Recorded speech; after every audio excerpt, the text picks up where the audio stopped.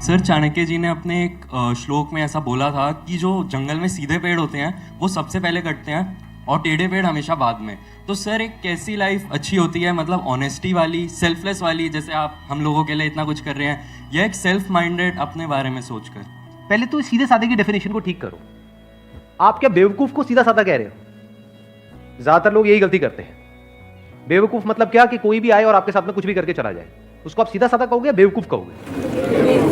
सीधा साधा मतलब क्या? पहले इस डेफिनेशन को ठीक करो अपने माइंड में। सीधा साधा मतलब क्या कि आप अपने फायदे के लिए कभी किसी का नुकसान नहीं करते हो, उसको सीधा साधा कहेंगे। लेकिन अगर दुनिया जो है वो हमेशा अपने फायदे के बारे में पहले सोचेगी, बाद में आपके फायदे के बारे में सोचेगी, चाहे आपका उसमें नुकसान होता है हो जाए। तो अगर कोई अपने फायदे के लिए आपका नुकसान करता ही चला जा रहा है, आपका काटता ही चला जा रहा है और आप अपना कटवाते ही चले जा रहे हैं, तो आपको सीधा साधा कहेंगे या बेवकूफ कहेंगे? तो लाइफ में हमेशा सीधे साधे बनो, उसमें कोई बुराई नहीं है। मतलब अपने फायदे के लिए कभी किसी के दूसरे का नुकसान मत करो, उसमें तो कोई बुराई है ही नहीं। वो तो एक सीधा साधा रास्ता है, क्योंकि जो बंदा इस रास्ते पे चलेगा, नंबर वन, उसकी कभी किसी से कोई दुश्मनी नहीं होगी। सिंपल है ना? नहीं तो आप अगर अपने फायदे के लिए किसी दूसरे को यूज करोगे तो वो जिंदगी भर के लिए आपका दुश्मन नहीं बन गया है। तो जिसके इतने सारे दुश्मन होंगे वो कहीं ना कहीं वेट नहीं कर रहे होंगे कि वो भी मौका देखते ही आपके ऊपर अटैक करेंगे। अब मैं वो बड़े अटैक की बात नहीं कर रहा कि वो भाला लेकर के आ जाएंगे आपको मारने, मतलब कि वेट करेंगे।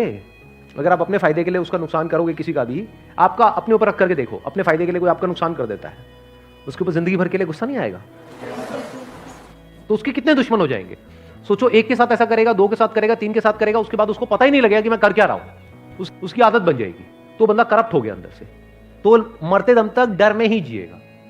लॉ एंड ऑर्डर का डर, उसके अलावा लोगों का डर, ऊपर से अंदर से कहीं ना कहीं रिग्रेट।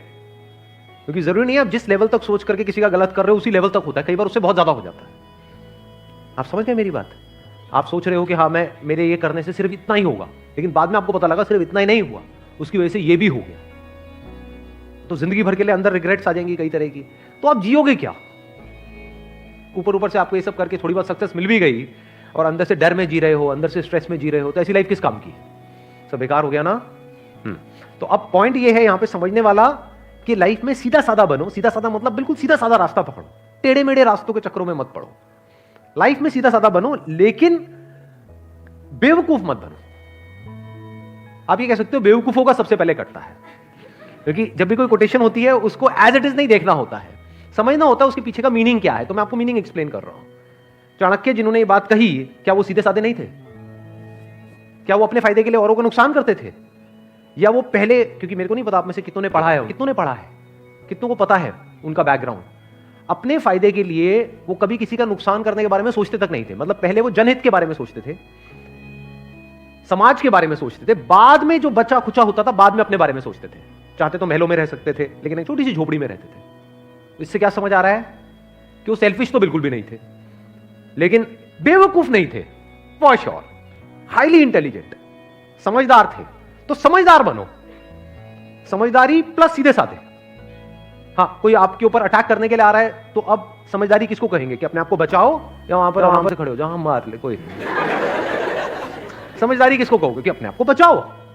अब वहां से भागना है या उससे लड़ना है या सही टाइम का वेट करना है उससे लड़ने के लिए, इसको समझदारी कहते हैं। बेवकूफी किसको कहेंगे? कोई आ रहा है, मान लो शेर आ रहा है आपको सामने से खाने के लिए, कोई नहीं खा ले, मैं तो पैदा इसीलिए हुआ, मुझे कहा था कि लाइफ में ना कभी किसी का बुरा नहीं करना है, आई कांट हार्म यू शेर। हाँ, वो कहेगा ठीक है मेरा तो हो गया, मेरा तो डिनर का इंतजाम हो गया। तो बेवकूफ मत बनो।